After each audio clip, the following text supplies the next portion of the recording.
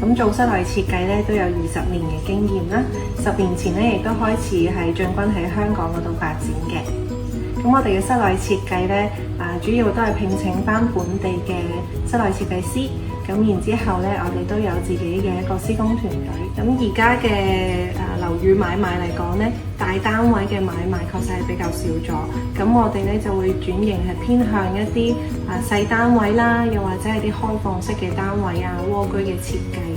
咁另外咧，我哋都會去迎合翻業主嘅需求啦，去提供一啲局部性嘅裝修。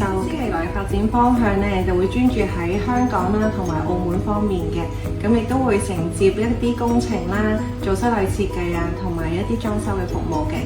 如果係內地咧有客戶有需求需要我哋提供一個設計啦、裝修嘅服務，甚至乎承接工程嘅話，我哋都可以安排人員咧同我哋內地嘅合作伙伴啦去做一個接洽，提供服務。